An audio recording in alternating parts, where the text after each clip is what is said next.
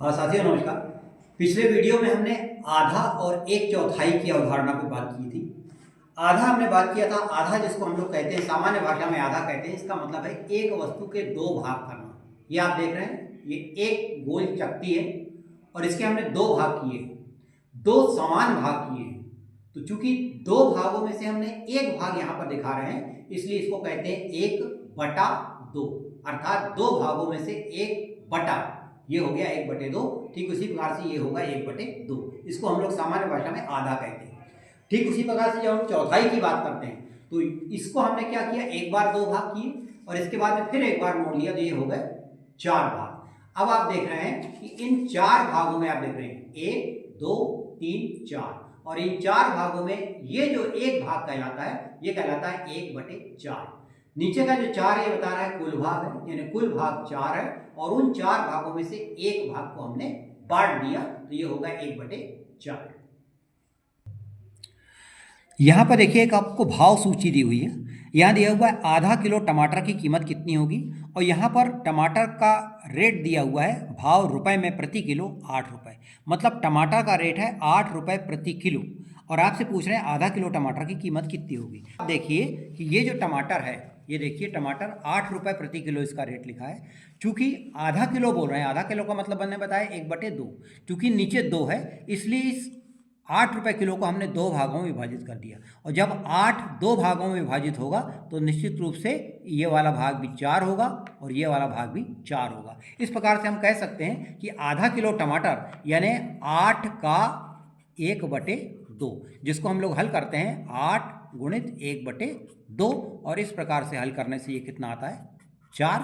छाया चित्र के माध्यम से हम लोग इस प्रकार से इसको कर लेते हैं। तो आधा किलो टमाटर की कीमत कितनी होगी, तो आधा किलो टमाटर की कीमत होगी 4 रुपये। ठीक उसी प्रकार से यहाँ देखिए किसकी कीमत ज़्यादा होगी, आधा किलो प्याज या 1/4 किलो गाजर।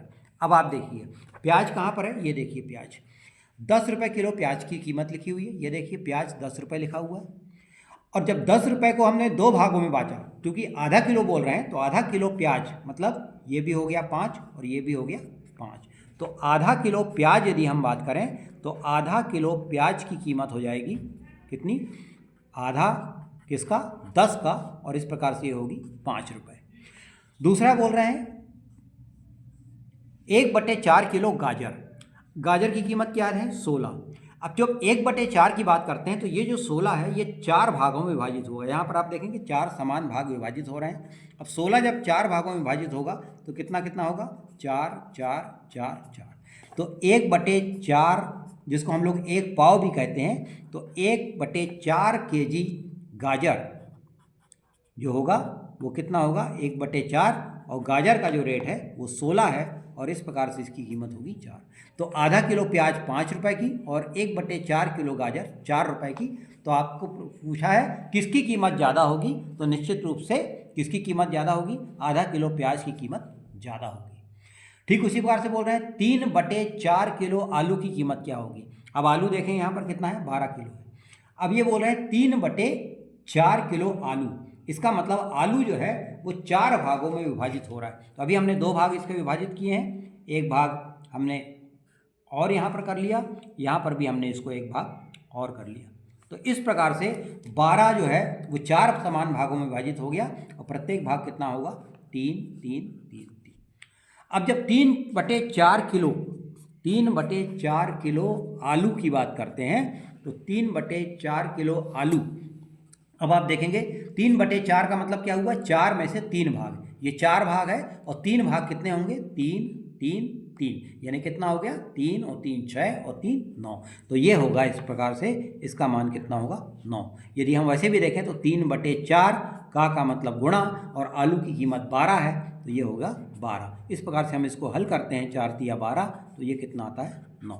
तो चाहे इस हिसाब से करें और चाहे चित्र देख कर करें, 3/4 का अर्थ हुआ 4 में से 3 भाग। तो इस प्रकार से हम रेट सूची को देखते हुए और छाया चित्र के माध्यम से हम इन प्रश्नों के उत्तर दे सकते हैं।